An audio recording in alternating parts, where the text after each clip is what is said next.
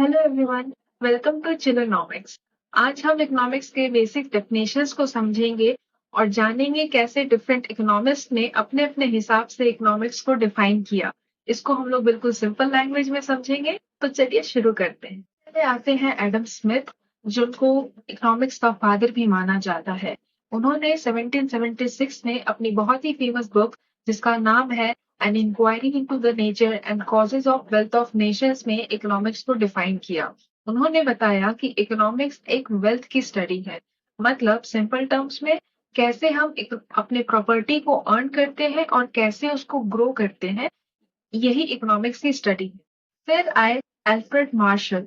उन्होंने इकोनॉमिक्स के डेफिनेशंस को ब्रॉडन किया और 1890 में अपने बुक प्रिंसिपल्स ऑफ इकोनॉमिक्स में बताया कि इकोनॉमिक्स सिर्फ वेल्थ की स्टडी नहीं है बल्कि ह्यूमन वेलफेयर की भी स्टडी है। उन्होंने बताया कि हम जो वेल्थ अर्न करते हैं, इकोनॉमिक्स सिर्फ वो स्टडी नहीं करता बल्कि वो ये भी स्टडी करता है कि वो वेल्थ ह्यूमन लाइफ्स को कैसे बेटर बना सकती है। फिर 1932 में लियोनेल रॉबिन्स आते हैं और वो इकोनॉमिक्स को डिफाइन करते हैं अपने एक बुक में, जिसका नाम है an essay on the nature and significance of economic science.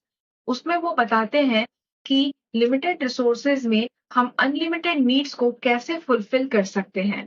तो बेसिकली लियोनेल रॉबिन्स ये बताते हैं कि इकोनॉमिक्स एक स्कैरसिटी और चॉइस की स्टडी है। आखिर में आते हैं पॉल सैमुअल्सन, जिनको मॉडर्न इकोनॉमिक्स का पायनियर भी माना जाता है।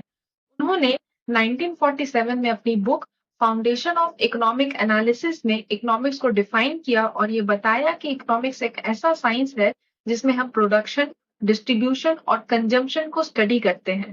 सिंपल टर्म्स में हम ये समझ सकते हैं कि किसी भी इकोनॉमी में कोई भी गुड्स एंड सर्विसेज कैसे बनती है, कैसे डिस्ट्रीब्यूट होती हैं और उसे कैसे कंज्यूम किया जाता है, ये सब इकोनॉमिक्स का पार्ट है।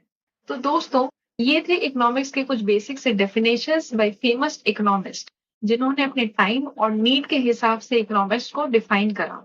इन डेफिनेशंस के थ्रू हम ये समझ सकते हैं कि इकोनॉमिक्स एक बहुत ही डायनामिक फील्ड है, जिसमें वेल्थ, वेलफेयर, स्केर्सिटी, चॉइस सब इंक्लूडेड है। जैसे जैसे इकोनॉमिक्स ग्रो होती गई, वैसे वैसे इसके फोकस एरियाज भी ग्रो होते गए। होप आपको ये वीडियो पसंद आई होगी और इससे आपको कुछ नया सीखने को मिला होगा। तो वीडियो को लाइक, शेयर और सब्सक्राइब करना ना भूलें। मिलते हैं नेक्स्ट वीडियो में, तब तक keep chilling with economics. Bye bye.